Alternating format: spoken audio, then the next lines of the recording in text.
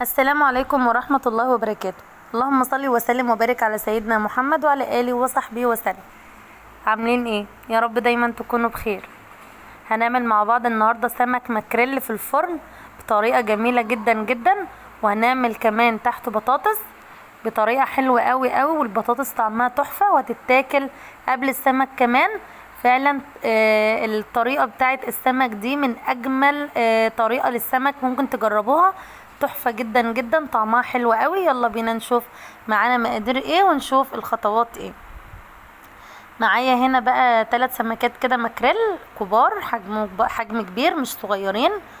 السمك اللي في الصينية ده بيحب السمك يكون كبير كده علشان يبقى فيه لحم كده وما ينشفش ويبقى جميل بعد ما يستوي.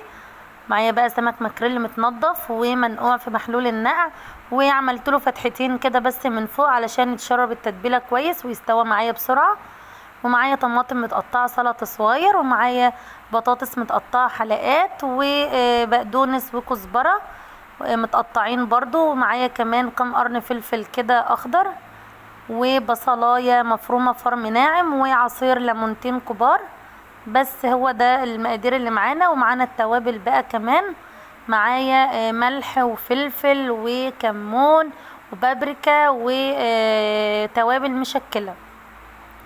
خلاص بس كده، هي دي الحاجات اللي معانا. ومعانا كمان شوية زيت. اول حاجة هنعملها بقى نجيب بولة فاضية زي دي كده او طبق فاضي زي ده، وهننزل بقى بالطماطم والخضرة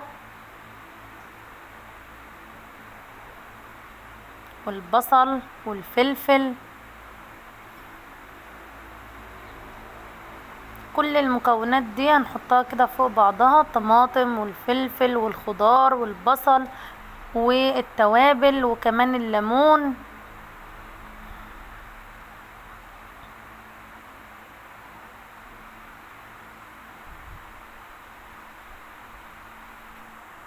وهنزل كمان بشوية زيت علشان يدوني تحميرة حلوة كده للسمك، ويدوني لمعة حلوة كمان للخلطة دي.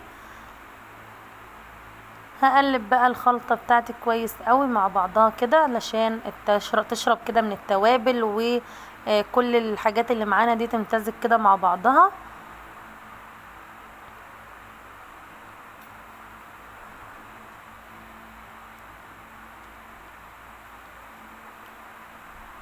سهل قوي قوي وطعمه حلو وجميل. عملناه مرة مع بعض قبل كده على القناة، عملناه قبل كده مفتوح فاتحينه وحشيينه، وعملناه كمان مرة برضو مقفول، وولادي طلبوه تاني فهنعمله مع بعض تاني اهو. هنجيب بقى صينية كده عشان نحط فيها السمك، الصينية اللي هتدخل الفرن. ونجيب البطاطس بتاعنا المتقطعة حلقات زي ما انتم شايفين كده، ولا هي سميكة قوي ولا رفيعة قوي. وهنزل عليهم بقى بشوية من السلطة اللي احنا عملناها دي. وهنجيب بقى السمك بتاعنا ونحشيه من جوه زي ما انتم شايفين كده، نحشيه من قلبه.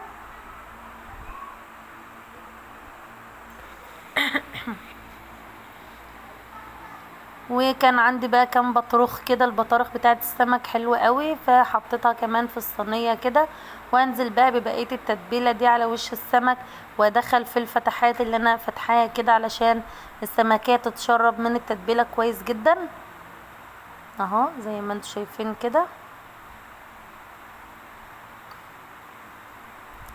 شكلها جميل جدا يفتح النفس، شكلها حلو قوي.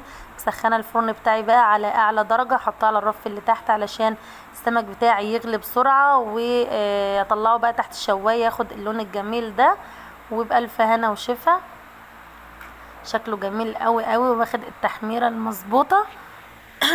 عفوا، واخد التحميره المظبوطه، البطاطس تحت مستويه سوا مظبوط. الريحة بقى مش عايزة اقول لكم، الريحة اصلا ما تتوصفش، حاجة جميلة جدا جدا، وحاجة مشرفة قوي. كمان لو عندك ضيوف ممكن تعملوا لهم الصينية دي، هيتبسطوا بيها قوي قوي. هنقدم بقى السمك بتاعنا بالشكل ده، وهنحط جنبه كده شوية بطاطس بقى مع السلطة الجميلة اللي هي عاملينها للسمك. حاجة كده تحفة ما شاء الله، جميلة قوي قوي، شكلها حلو قوي قوي قوي، وطعمها كان تحفة والله العظيم.